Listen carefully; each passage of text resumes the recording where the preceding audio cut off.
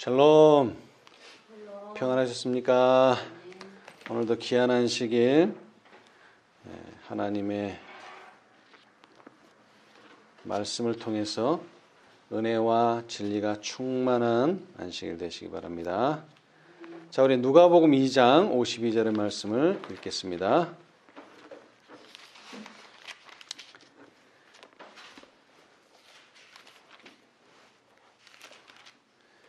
예수는 그 지혜와 그 키가 자라가며 하나님과 사람에게 더 사랑스러워 가시더라.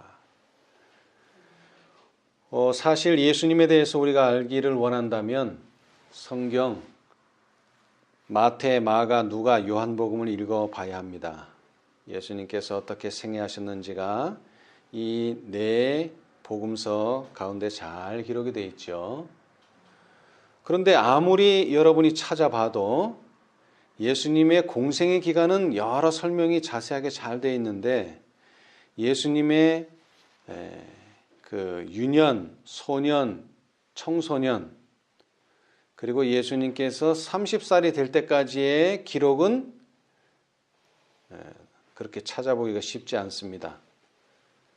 특별히 12살 때에 성전에 가신 일은 또 자세히 기록이 되어 있습니다만은 그 이외에 예수님의 생애는 그 청년기까지의 생애는 이 성경절 하나밖에는 어디에서도 예수님이 어떻게 사셨는지 알 수가 없습니다. 예수는 그 지혜와 그 키가 자라가며 하나님과 사람에게 더 사랑스러워 가시더라. 우리가 이 말씀만 읽으면 야, 예수님은 참 사람들에게 사랑받는 존재였다 이렇게 생각하실 수가 있어요. 물론 그것이 틀린 것은 아닙니다만은 우리가 이 세상의 역사를 또 이 교회의 역사를 또는 나 개인의 역사를 그냥 보는 것과 또 구속의 경륜과 또는 진리와 관련해서 보는 것과는 시각이 많이 달라집니다. 지금 누가복음에 기록된 이 하나님과 사람에게 더 사랑스러워 가시더라. 이것은 예수님의 품성을 볼 때 그렇다는 것입니다. 예수님의 품성을. 예수님의 품성은 어떤 것이죠? 예수님의 품성의 본질이 뭡니까? 온유하고 겸손한 것입니다. 이 온유하고 겸손을 예수를 믿든지 종교가 있든지 없든지 싫어하는 사람, 그거는 잘못됐다고 말하는 사람은 없어요. 거기는 뭐 진리도 필요 없고 아무것도 필요 없어요. 품성 자체만 놓으면 예수님은 하나님과 사람에게 더 사랑스러워 가시더라. 이 말이 딱 맞는 말씀입니다. 그런데 이 성경에서 볼 수 없는 것을 볼 수 있는 유일한 책이 바로 예언의 신이죠. 대언의 영이기도 하고 시대의 소망에는 이 예수님의 청소년 시절을 뭐라고 한마디로 정의했느냐? 투쟁의 시절이다. 이렇게 말씀하셨어요. 무슨 시절이라고요? 투쟁의 시절. 하나님과 사람에게 더 사랑스러워 가시는 사랑스러운 시절이 아니고 무슨 시절이요? 투쟁의 시절이다. 네. 여러분, 오늘날 우리가 방송에서 많이 듣죠? 이 투쟁이라는 말, 이거 어디서 잘 쓰는 말입니까? 노조에서 잘 쓰는 말이죠. 막 머리에 빨간 띠를 둘러매고 막 삭막한 말이기도 하고 아주 무서운 말이기도 합니다, 이거. 그런데 왜 예수님의 생애를 특별히 춘소년의 그 좋은 시절, 하나님과 사람에게 더 사랑스러워 갔다고 성경은 말하고 있는데 왜 예언의 신은 대언의 영은 이 시절을 투쟁의 시절이라고 썼을까? 이것은 매우 중요합니다. 어쩌면 정반대의 시각일지도 모르기 때문에. 자, 우리 한번 읽어보겠습니다. 왜 투쟁의 시절인지. 자, 시대의 소망 84페이지.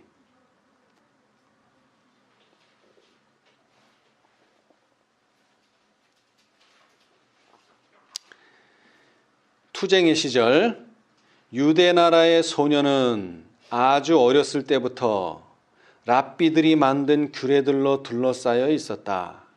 생애의 가장 사소한 면에 이르기까지 모든 행동을 제한하는 엄격한 규정이 세워져 있었다.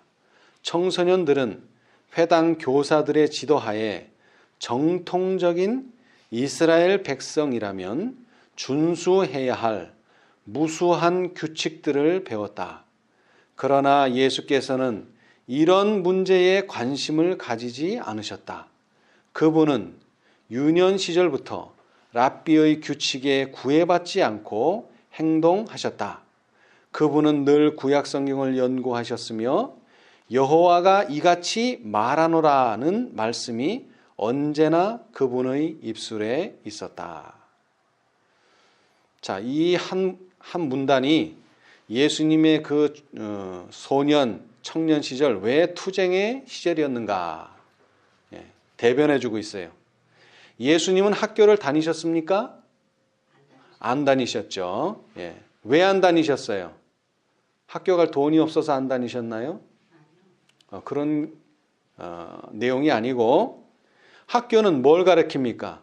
회당은 뭘 가르쳐요? 랍비 교육은 뭘 가르칩니까? 무수한 규칙들을 가르쳐요. 근데 그 규칙이 성경에 있다고요? 없다고요? 없어요. 근데 왜 가르쳐요? 그들의 조상 때부터 규칙에 대해서 내려온 유전이요 전통이기 때문에 그렇습니다. 그래서 예수님께서는 그러한 규칙들이 말씀에 근거되지 않았기 때문에 오히려 어떤 교육을 망칩니까? 성경대로 하려고 하는 성경 교육을 망쳐요. 랍비의 교육이. 그래서 예수님은 랍비의 교육을 받지 않으셨습니다. 그러니까 누구와 이제 첫째 투쟁을 하게 됩니까? 랍비들과 투쟁을 하게 돼 있어요. 랍비들.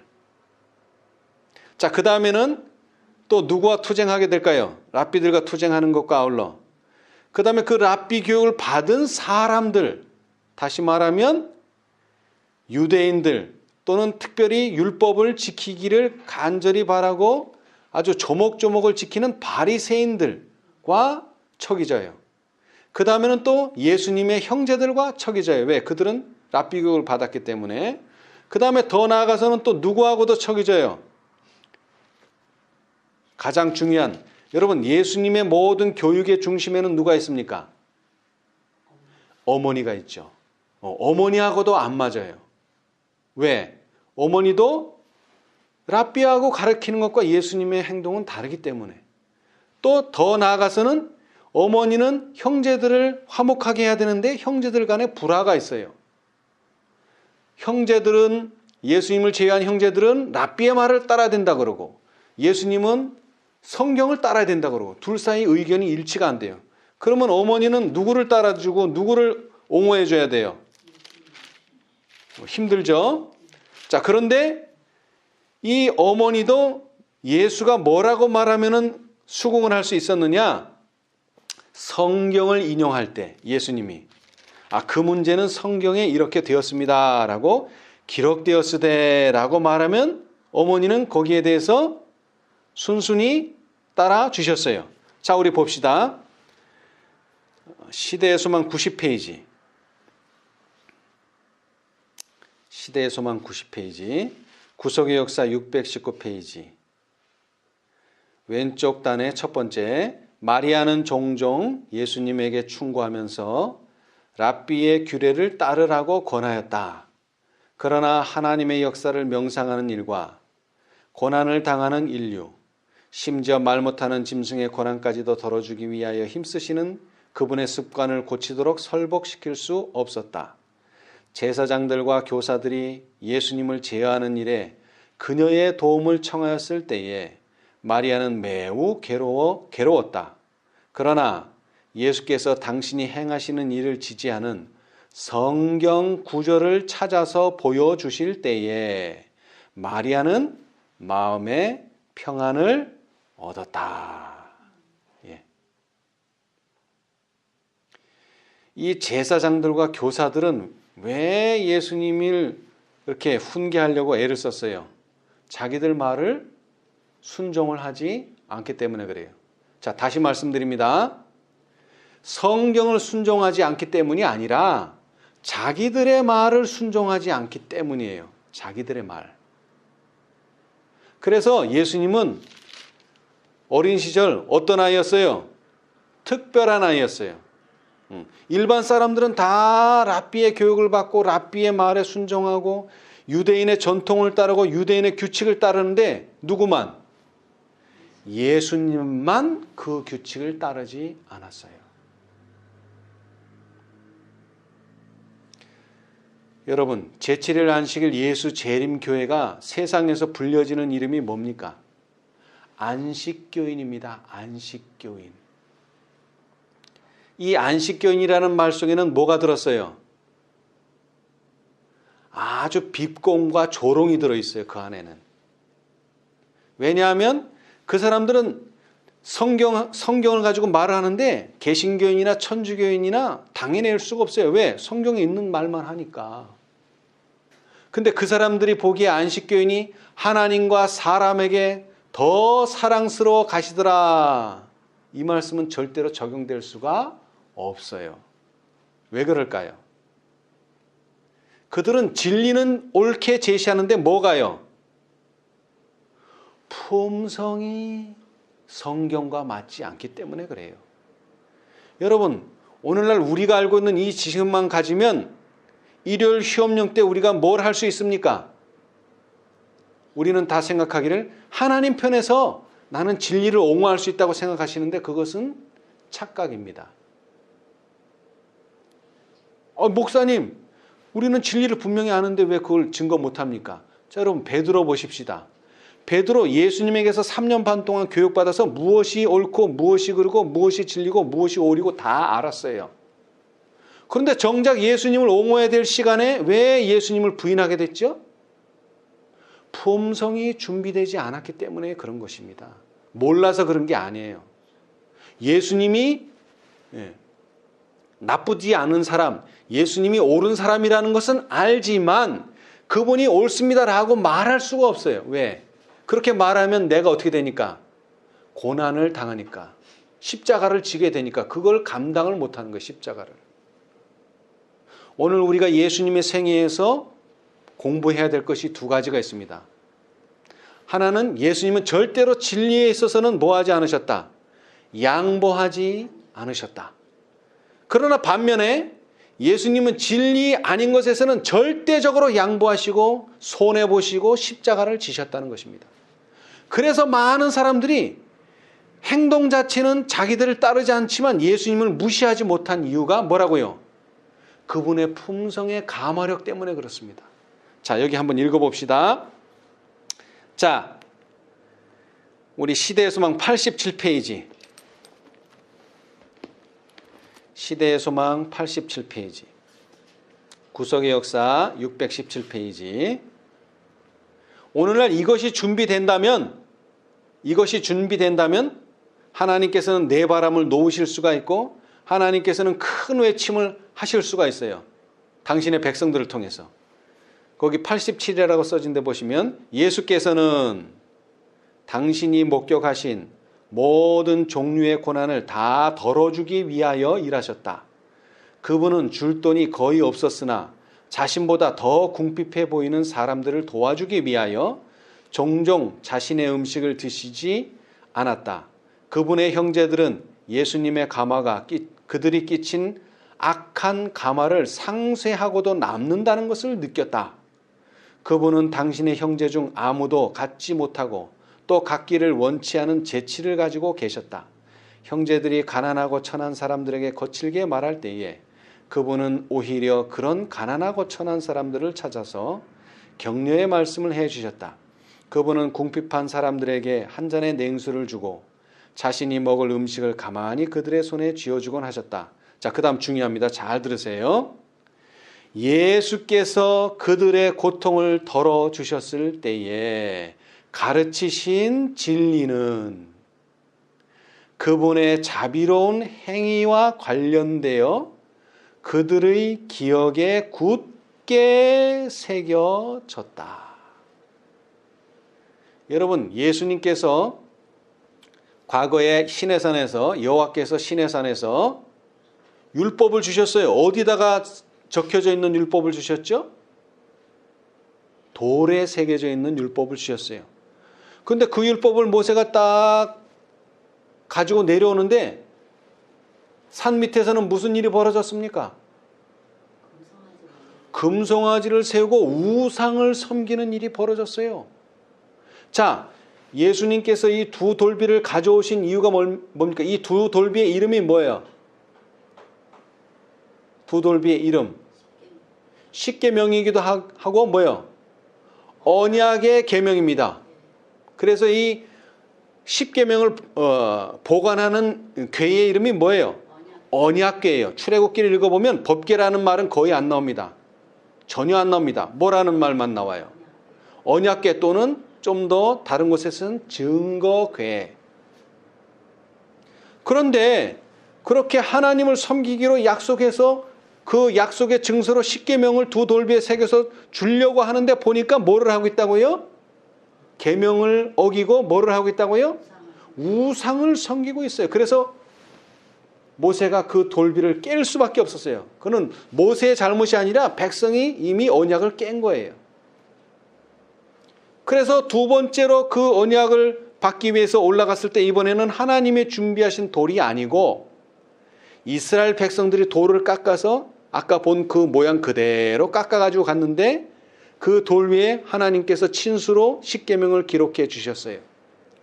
그런데 신약에 오니까 또 구약의 마지막 선지자들이 말하기를 그 돌에 새겨진 율법은 사실은 어디에 새겨져야 될 율법이었습니까? 우리의 마음의 신비에 새겨져야 될 계명이었어요. 그렇죠? 여러분, 진리는 어디에 새겨져야 됩니까? 우리의 마음에 새겨져야 돼요. 마음에 새겨진다는 뜻이 뭡니까? 마음에 새겨진다는 뜻이 뭐예요? 그 진리가 저기 있는 게 아니고 저 돌에 있는 게 아니고 저 법궤 속에 있는 게 아니고 예수님의 손에 있는 게 아니고 성경책 속에 있는 게 아니고 예언의 신 속에 있는 게 아니고 내 속에 있어야 된다는 거예요. 그럼 내 속에 있으면 어떻게 됩니까? 그게 품성으로 나타나죠.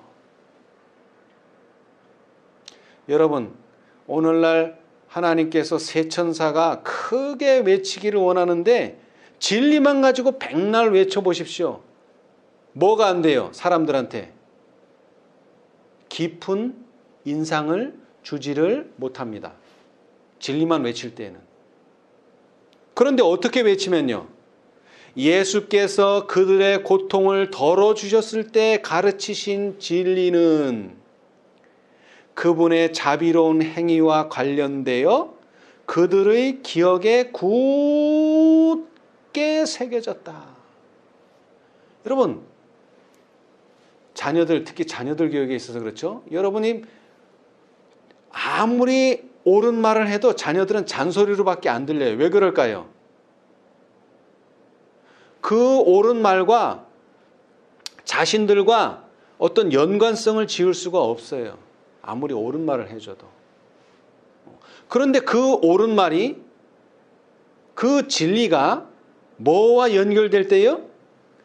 그분의 자비로운 행동과 연결이 되면 이것이 뭐가 된다고요?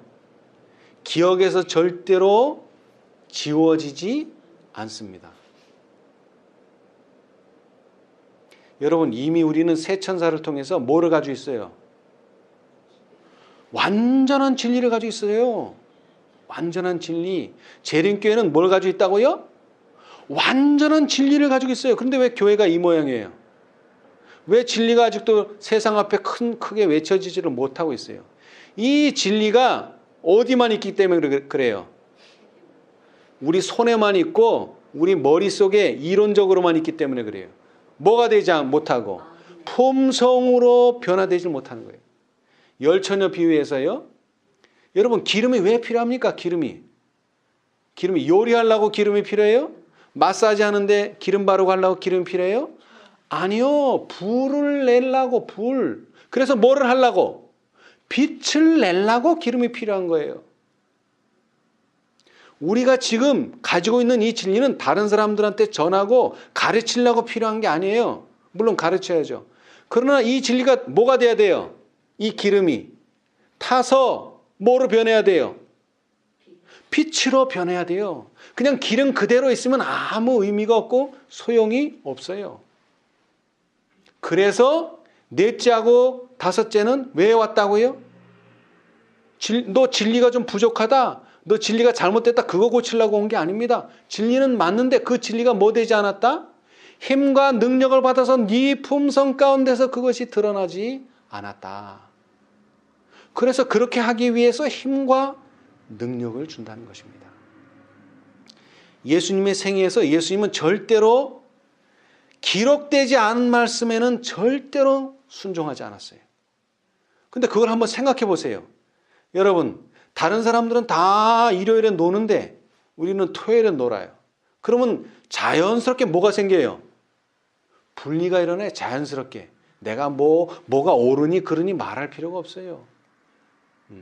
제가 김천에 살 때요. 사람들은 제가 양복 입고 가면은 오늘은 토요일이구나 알아요.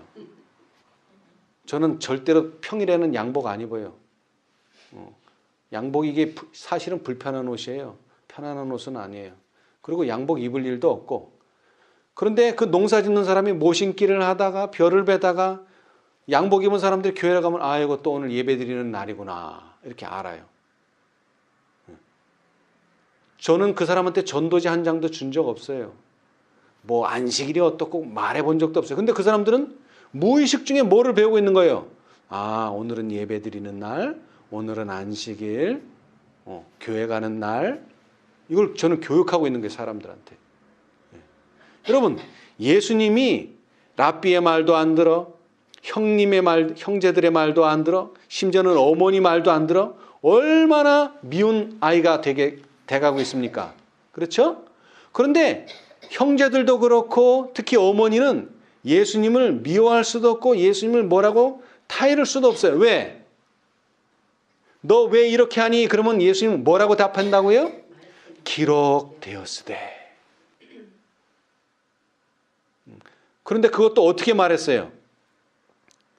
온유하고 겸손하게.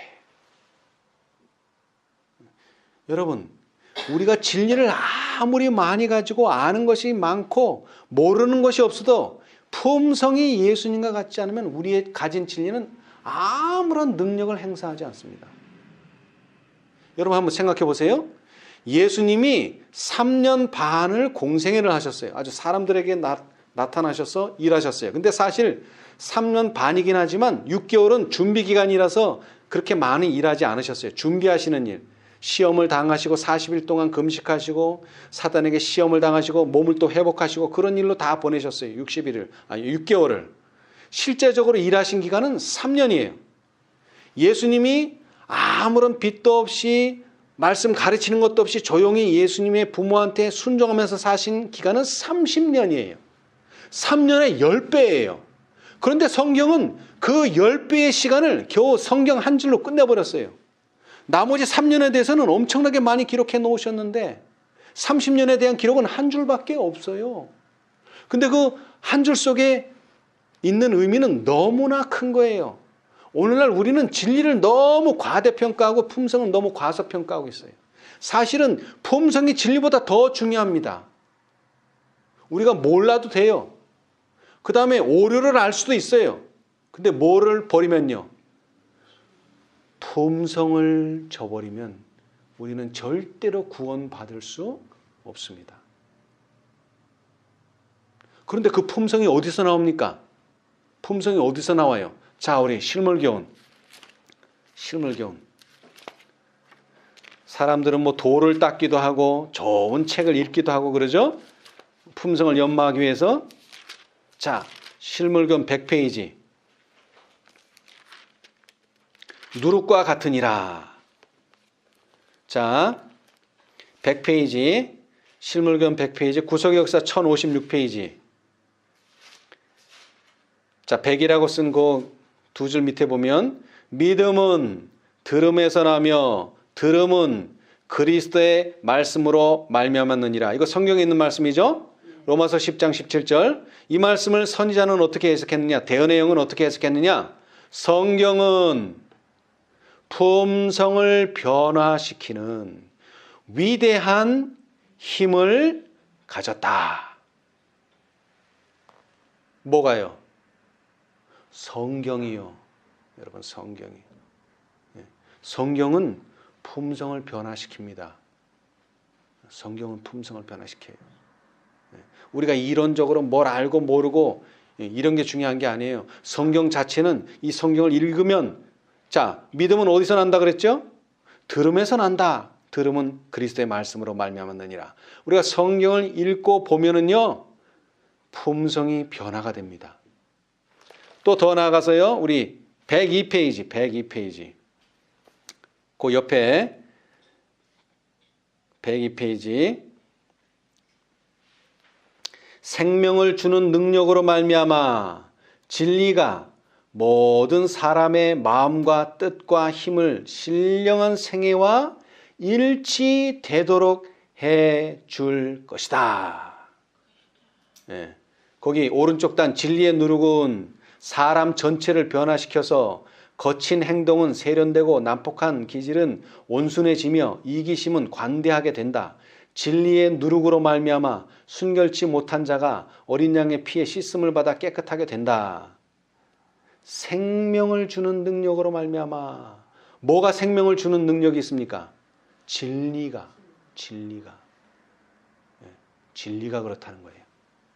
생명을 주는 능력으로 말미암아 진리가 모든 사람의 마음과 뜻과 힘을 신령한 생애와 일치되도록 해줄 것이다.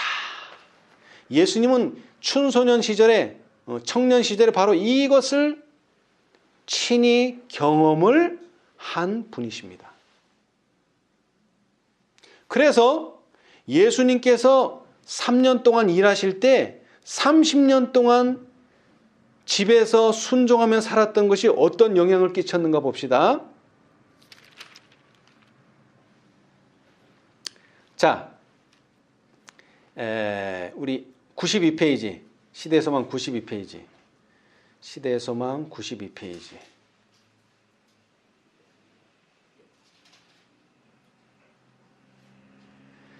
자, 거기 오른쪽 단의 첫 번째 문단. 예수께서는 심령뿐만 아니라 육신도 고치시는 분이셨다. 그분은 자신이 목도하는 온갖 고통에 관심을 가지고 그 고통당하는 사람들을 도와주셨다. 그분의 친절한 말씀은 진정시키는 향유와 같았다. 어떤 사람도 그분이 이적을 행하셨다는 거 말할 수는 없었으나, 자, 여러분, 예수님께서는 30년 동안 그 청년기가 되실 때까지 한 번도 이적을 행하신 적이 있습니까? 없습니까? 없어요. 그 성경에 기록되지 않았기 때문에 없어요. 없었으나 능력, 곧 치료하는 사랑의 능력이 그분으로부터 병자와 고난당하는 자에게 흘러나왔다. 이와 같이 그분은 유년 시절로부터 드러나지 않는 방법으로 백성들을 위하여 일하셨다. 여러분, 공생애 때만 예수님께서 사람들을 위해서 일하신 게 아닙니다. 언제부터요? 유년 시절부터 예수님은 일하셨어요. 근데 어떻게 일하셨다고요? 드러나지 않는 방법으로. 첫째가 뭐예요? 드러나지 않는 방법의 첫째. 이적이 일어나질 않았어요. 여러분, 이적이 일어났다고 생각해 보세요. 난리가 나지. 사람들이 모여들고. 근데 예수님은 절대 그런 방법을 사용하지 않으셨어요. 그러나 예수님은 이 30년을 그냥 허지로 보낸 시간이 아니라는 겁니다. 왜냐? 그분의 공생애가 시작되었을 때 그처럼 많은 사람이 그분의 말씀을 즐겨 들은 것은 이 까닭이었다. 이 까닭이 뭐예요? 갑자기 어느 날 나사렛에 예수라는 사람이 무슨 일을 했대, 이래서 온 사람이 아니란 말이에요. 이미 30년 동안 유년 시절부터 예수를 보고 알아왔던 사람들이 그때에 나왔다는 거예요. 자, 오늘날 우리도 마찬가지입니다. 늦은 비 때, 큰 해침 때 어느 날 갑자기 사람들이 갑자기 나오는 게 아니에요. 인터넷을 듣든지 뭐 무슨 수소문을 듣든지 아니면 우리 책자를 보든지 뭔가 보고 듣고 있던 사람들이 준비되었던 사람들이 나와요. 근데 특별히 우리가 해야 될 준비가 뭐라고요? 예수님의 온유하고 겸손한 품성을 가지고 있어야 된다는 거예요. 그것이 준비되지 않으면 우리가 가지고 있는, 그러니까 고린도전서 13장의 말씀을 다시 한번 반복합니다. 우리가 누구의 말? 천사의 말을 해도 능력이 없는 이유는 뭐라고요? 사랑, 곧 예수님이 우리에게 보여주신 품성이 없으면 그런 거는 다 이론에 불과하다는 것입니다. 사람을 살리는 것은 이론이 아닙니다. 성령의 역사가 일어나야 돼요. 하나님이 역사하셔야 돼요. 근데 하나님이 어떻게 역사하십니까? 성령이 어떻게 역사하세요? 자, 671페이지 시대의 소망. 671페이지. 성령이 어떻게 역사하세요? 시대의 소망 671페이지.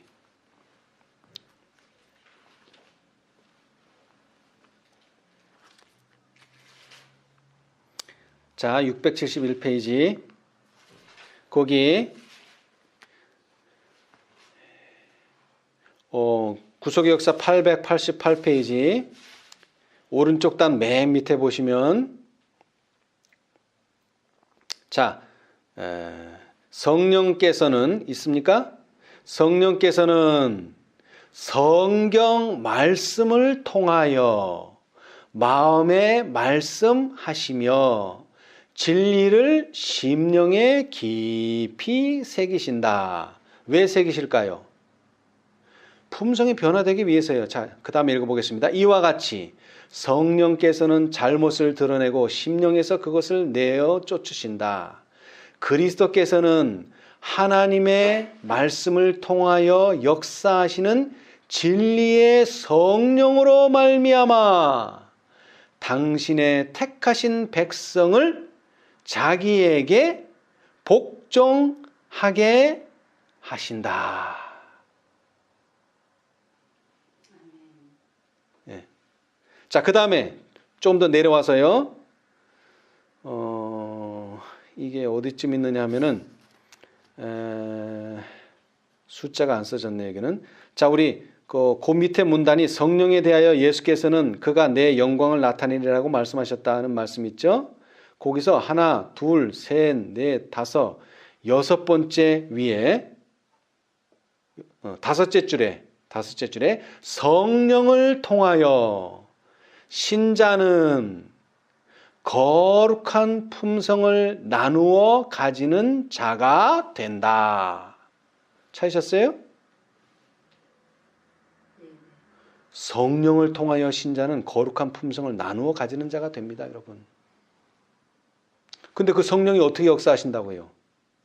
성령께서는 성경 말씀을 통하여 마음에 말씀하시고 또 진리를 심령에 깊이 새기신다. 자, 그래서 예수님께서는 30년 동안 품성을 변화시켜 가셨는데 품성이 하나님을 드러내셨는데 어떻게 그렇게 하실 수 있었느냐? 예수님께서는 항상 뭐라고요? 기록되었으되 맞습니까? 네. 시험을 당할 때마다 그분의 한 가지 대답은 88페이지 시대의 소망 88페이지 시험을 당할 때마다 그분의 한 가지 대답은 기록되었으되. 여러분 이 장 투쟁의 시절에 보면요 기록되었으되가 상당히 많이 나와요. 그분의 대답은 기록되었으되, 기록하였으되, 기록하였으되가 너무나 많이 나와요. 그러나 그 기록하였으되가 그냥 따지기 위한 기록하였으되가 아니에요. 그렇죠? 그래서 보면은 랍비의 영향은 그분의 생애를 괴롭게 만들었다. 여러분 한번 생각해 보세요. 랍비는 이렇게 가르쳤는데 그거 안 따르니까 랍비가 좋아하지 않겠죠? 그래서 랍비는 계속 예수님을 지적합니다. 지적해요. 랍비의 영향은 그분의 생애를 괴롭게 만들었다. 이것은 86페이지 시대의 소망. 그분은 소년 시대에서조차도 침묵과 끈기 있는 인내의 어려운 공과를 배워야 하셨다. 자, 여러분, 왜 예수님께서는 끈기 있게 인내하셨을까요? 랍비가 잘못된 거 가르치냐고서 따지셨어요? 예수님께서 따지셨어요? 예수님은 절대로 따지지 않습니다. 예수께서는, 이것은 84페이지, 예수께서는 하나님께 대한 예배의 의미를 가르치기 위하여 오셨으므로 그분은 사람의 규칙과 하나님의 법도를 혼합시키는 것을 용인할 수 없으셨다. 그분은 학자들의 교훈과 행습을 공격하지 않으셨다. 여러분, 죄와 불법이, 죄악과 의가 섞일 수 있습니까? 없습니까? 절대로 없습니다. 하나님과 벨리알은 절대로 함께할 수 없습니다. 그런데 그렇게 누가 가르쳐요? 랍비가 가르쳐요. 그럼 예수님께서 화가 나서 막 따지느냐? 절대 그렇게 하지 않아요. 잘 보세요. 그분은 학자들의 교훈과 행습을 공격하지 않으셨다. 그럼 뭐 했어요, 예수님은? 말 없는 순종으로 보여주시는 겁니다. 말 없는 순종. 그러나 당신의 단순한 습관에 대하여 견책을 받을 때에 그분은 자신의 행동의 정당성을 그저 뭐만 제시해요? 성경 말씀으로 제시하셨다. 여러분, 우리는 말씀을 알면 알수록요, 절대로 논쟁하는 자가 되면 안 됩니다. 따지는 자가 되면 안 됩니다. 여러분, 세상에서 지금 안식교인이라는 불리는 이유는 뭐예요? 저 사람들은 뭐만 하면 따지는 사람, 그런 사람으로 인식됐단 말이에요, 사람들한테. 그래, 그 사람들이 뭐를 인정 안 해요? 예수님의 품성. 야, 저 사람 보니까 예수님의 품성 같다. 이거를 인정 안 하는 거예요. 그러니까 사람들이 그 사람들의 기별을 받아들이질 않죠. 그래, 네 말은 맞아. 그러나 나는 너가 믿는 종교는 안 믿어. 사도 바울이 이와 똑같은 경험을 했어요. 사도 바울은요, 엄청난 종교교육을 받은 사람입니다. 이론적으로는 사도 바울을 당연했어요. 예수님의 제자들도 사도 바울하고는 논쟁으로는 이길 수가 없어요. 그런데 그 놀라운 지식이 한 사람도 구원에 이르게 할 수가, 마음을 변화시키는 일이 일어나질 않았어요. 근데 누구를 알고부터? 십자가에 달린 예수를 발견하고부터는 사도 바울의 전도 방법이 달라졌어요. 어떻게 달라졌죠? 가난한 자를 만나면 어떻게 된다 그랬어요? 가난해져요. 부자를 만나면 자기도 부자가 되고, 학식 있는 사람이 만나면 자기도 학식 있는 사람이 되지만, 학식이 없는 무식한 자를 만나면 자기도 무식해지는 거예요. 근데 우리는 학식 없는 사람을 만나면 나는 유식한 사람처럼 되고, 가난한 사람을 만나면 나는 부자처럼 행세하려고 그래요. 그래가지고 그 사람을 뭐 하는 거예요? 제압을 해가지고 그 사람을 데려오려고 해요. 근데 그렇게 해서는 절대로 한 영혼도 구원할 수가 없습니다, 여러분. 이솝우화에 나오죠? 강풍이 어느 날 보니까 탁 하고 있는데 강풍이 햇님에게 말하기를, 야, 나 저 사람 외투를 벗길 수 있어. 그래? 그럼 한번 해볼까? 그래서 바람을 불면 불수록 사람이 어떻게 외투를 더 꼭 입어요. 그런데 햇빛이 따스한 햇빛을 쫙 비추니까 어떻게 돼요? 자연스럽게, 아무런 물리적인 힘도 없이 그냥 자연스럽게 옷을 벗어 던지죠. 그래서 여기서 착안해낸 단어가 바로 햇볕 정책이라는 말이죠. 저는 정치적인 얘기는 하고 싶지 않습니다. 여러분, 사랑은 사랑을 뭐 한다 그랬어요? 이끌어냅니다. 사랑은 사랑을 이끌어내요. 절대로 강제로는 사람을 변화시킬 수 없습니다. 처음에는 그렇게 되는 것 같이 보이죠? 그러나 절대로 사람은 변하지 않습니다. 완전히 녹아서, 그러니까 사도 바울이 뭘 강조했어요? 사람들의 머리에 뭐를 올려놓으라? 숯불을 올려놔라. 그 숯불이 있어야지만 사람들은 변화됩니다. 뭐가 타버려요? 그 숯불에 의해서 죄가 타버려요. 죄가 무엇인지를 알아야지만, 의가 무엇인지를 알고 그래야지만 심판을 받을 수 있어요. 자, 오늘날 우리는 분명히 죄와 의는 뭐 해야 됩니까? 분별해야 됩니다. 그러나 뭐는요? 예수님의 품성을 절대로 간과해서는 되지 않습니다. 마지막 한 말씀만 읽고 마치겠습니다. 여러분, 우리는 오늘날 뭐가 되기를 간절히 바랍니까? 14만 4천인. 우리는 14만 4천인이 되기를 간절히 소망합니다. 그런데 이 14만 4천인의 특징 중에 하나가 인을 가지고 있어요. 그런데 계시록 7장과 14장에도 인이 나오지만 구약의 에스겔의 선지자에도 보면은 뭐가 나옵니까? 인이 나옵니다. 그런데 이 인은 조금 무서운 인입니다. 계시록 7장이나 14장에 묘사되지 않은 그런 부분이 있어요. 자, 우리 에스겔 9장을 한번 보겠습니다.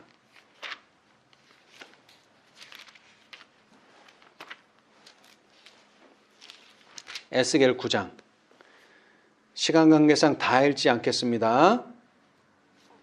우리 3절부터 보겠습니다. 그룹에 머물러 있던 이스라엘 하나님의 영광이 올라 성전 문지방에 이르더니 여호와께서 그 가는 베옷을 입고 서기관의 먹그릇을 찬 사람을 불러 이르시되 너는 예루살렘 성읍 중에 순행하여 그 가운데 행하는 모든 가증한 일로 인하여 탄식하며 우는 자의 이마에 표하라 하시고 나의 듣는데 또 그 남은 자에게 이르시되 너희는 그 뒤를 쫓아 성읍 중에 순행하며 아껴보지도 말며 공의를 베풀지도 말고 쳐서 늙은 자와 젊은 자와 처녀와 어린아이와 부녀를 다 죽이되 이마에 표 있는 자에게는 가까이 말라 내 성소에서 시작할지니라 하시매 그들이 성전 밖에 있는 늙은 자들로부터 시작하더라 그랬어요. 자, 여기에는 6명이 나옵니다. 6명. 자, 이 6명은 살육하는 기계를 가졌어요. 그런데 그 중에 한 명은 좀 다른 옷을 입었는데 어떤 옷을 입었어요? 가는 베옷을 입고 또 뭘 찼어요? 서기관의 먹그릇을 찬 사람이 있어요. 그 사람에게 말씀하시기를 뭐하라 그랬어요? 예루살렘 성읍 중에 순행하여 그 가운데에서 행하는 모든 가증한 일로 인하여 탄식하며 우는 자의 이마에 뭐하라? 표하라. 인을 치라는 거죠. 그리고 나서는 나의 듣는데 또 그 남은 자. 자, 몇 명이 남았어요 이제? 6명을 보냈는데 한 명은 뭐 했어요? 인을 쳐요. 그러면 나머지 몇 명이죠? 5명에게 말씀하시기를 살육하는 기계를 가지고 있는 사람에게 말씀하시기를 아껴보지도 말고 인이 없는 사람들은 다 뭐하라? 심판을 베풀라 죽이라 하는 명령이 주어졌어요. 자, 교회증언 3권 267페이지 가는 베옷을 입은 사람에 의해 찍혀지는 표로 표상된 진리의 순결한 표, 즉 성령의 능력에 의해 그들에게 이루어진 그 표를 받은 자들. 자, 다시 얘기합니다. 가는 베옷을 입은 사람에 의해 찍혀지는 표. 맞죠? 표. 근데 그 표로 표상된 진리의 순결한 표. 즉, 그러니까 진리의 순결한 표가 뭐냐 그랬더니 성령의 능력에 의해 그들에게 이루어진 그 표를 받은 자들. 이게 무슨 말이에요? 우리는 쉽게 그냥 안식일 표, 안식일 인 이렇게만 알고 있는데 그거 맞아요. 틀린 게 아니에요. 그런데 그 표가 뭐라는 거죠? 지금 여기 읽은 말씀은 그것은 진리의 표이기도 하고 그죠? 진리의 순결한 표이기도 하면서 그것은 뭐라는 거예요? 성령의 능력에 의해 그들에게 이루어진 표다 그랬어요. 성령의 능력에 이루어진 표가 어떤 표입니까? 품성의 표입니다. 여러분, 품성의 표. 품성의 표 다른 거 아니에요. 그냥 안식일은 토요일 이게 아니에요. 성령의 능력에 의해서 우리의 마음판에 새겨진 표, 품성으로 각인된 표, 온유와 겸손으로 나타난 표를 말하는 거예요. 그런 표를 받은 자들은 교회 가운데서 행하는 모든 가증한 일로 인하여 탄식하며 우는 자들임을 관심 있게 주목하라. 하나님의 순결, 명예, 영광에 대한 그들의 사랑은 그들이 고민 중에 있는 탄식하며 우는 모습으로 표상될 정도로 깊다. 그들은 죄악의 지극히 죄됨에 대하여 분명한 견해를 가지고 있다. 에스겔 9장을 읽어보라. 죄악과 의의 뚜렷한 대조를 깨닫지 못하고 하나님의 권면을 듣고 표를 받아들이는 자들로 여겨지지 않는 모든 자들에 대한 전반적인 살육하는 기계를 든 5 사람에게 내려진 명령 속에 묘사되어 있다. 너희는 그 뒤를 쫓아 성읍 중에 순행하며 아껴보지도 말며 긍휼을 베풀지도 말고 쳐서 늙은 자와 젊은 자와 처녀와 어린아이와 부녀를 다 죽이되 이마에 표 있는 자에게는 가까이 말라. 내 성소에서 시작할지니라. 아멘. 여러분, 우리가 어떻게 이 하나님의 인을 받을 수 있을까요? 어떻게 이 살육하는 기계를 피할 수 있을까요? 성령의 능력으로 풍성히 변화된다. 그렇게 변화돼야 되죠? 그렇게 하려면 뭐가 필요해요? 자, 다시 읽어드립니다. 죄악과 의의 뚜렷한 대조를 깨닫지 못하고 그 다음에 하나님의 권면을 듣고 표를 받아들이지 않으면 어떻게 된다고요? 살육을 당한다고요. 살육을. 이래도 좋고 저래도 좋고 흐리멍텅한 신앙 해가지고는 안 된다는 거예요. 뭐를 구분하라는 거예요? 죄악과 의를 뚜렷하게 구분하고 그 다음에 또 나아가서는요. 하나님의 권면을 받아들여야 돼요. 라오디게 상태의 권면을 해소하기 위한 치료제를 받아들이고 셋째 천사의 기별을 크게 외치도록 도와주는 힘 있는 천사, 힘과 능력을 주는 천사를 받아들여야 돼요. 자, 우리 마지막으로 이 말씀만 읽고 마치겠습니다. 계시록 7장.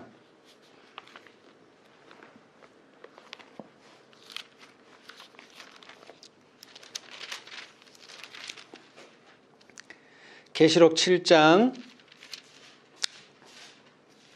주석 중에 14만 4천인 가운데 들도록 힘써 노력하자. 하나님께서 우리에게 주시는 모든 능력을 가지고 14만 4천인 가운데 들도록 힘써 노력하자. 아멘. 오늘 우리 주님께서 30년 동안 유년 시절을 보내실 때에 기록되었으되 그 말씀만을 의지하셨습니다. 오늘 우리도 그 말씀만을 의지해서 예수님께서 주시는 모든 권면을 받아들이고 죄와 의를 분명하게 구별해서 우리 하나님께 영광 돌리고 더 나아가서 14만 4천인에 들게 되는 저와 여러분이 되시기를 간절히 바라면서 말씀 마치겠습니다. 감사합니다. 하늘에 계시는 감사하신 저희들의 아버지, 우리 주님께서 2000년 전에 조용히 당신의 가정에서 순종하며 살았던 생애를 다시 한번 기억하게 해 주시니 감사합니다. 그분께서는 드러나지 않게 온유하고 겸손한 품성으로 행하셨지만 절대로 죄를 허락하지 않으셨습니다. 특별히 유대인의 유전을 허락하지 않으셨습니다.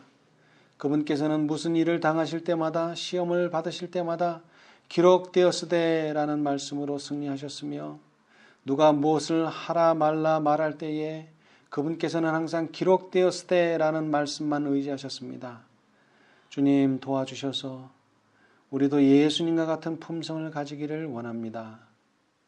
우리가 성경에서 하나님의 품성이 만들어지는 줄 압니다. 믿음은 들음에서 나며 들음은 하나님의 그리스도의 말씀으로 말미암았느니라 하셨사오니 우리가 믿음을 가질 수 있게 도와주시고 말씀만을 의지하게 도와주시옵소서. 죄악과 의를 분명하게 구분할 줄 아는 저희가 되게 해 주시고 그러나 그렇게 할 때에 온유한 마음과 겸손한 마음으로 그렇게 할 수 있도록 축복하여 주시옵소서. 다른 사람을 가르치고자 하는 자가 되지 말게 하여 주시고 그들에게 하늘의 진리를 정말로 전해주고자 하는 예수님의 마음을 가질 수 있게 도와주시옵소서. 그리하여 우리가 가지고 있는 진리가 우리의 마음에 새겨지고 우리의 손에 새겨지고 우리의 발에 새겨지고 우리의 모든 세포에 새겨져서 하나님의 놀라운 품성을 드러내게 하여 주시옵소서. 주님이시여, 이제 이 교회를 통하여 새 천사의 기회를 통하여 이미 완전한 진리를 우리에게 주셨습니다. 그러나 이 진리가 아직도 우리의 마음에 새겨지지 못하고 품성으로 드러나지 못하여 하나님께서 계시록 18장의 천사를 보내주셨사오니 우리가 그 천사와 협력함으로 그 천사의 권면을 받아들임으로 우리의 생애에 그러한 당신의 품성의 영광이 드러나게 하여 주시옵소서. 특별히 이 자리에 함께하지 못하는 당신의 자녀들, 이 놀라운 진리를 깨닫게 하여 주시고 그들도 하나님의 능력을 힘입을 수 있도록 축복하여 주시옵소서. 이제 한 주일 동안도 우리가 살아갈 때에 당신의 이 말씀의 능력을 의지하게 해 주시고 기록되었을 때라는 말씀으로 우리도 승리하게 해 주시기를 예수님의 이름으로 기도드리옵나이다. 아멘.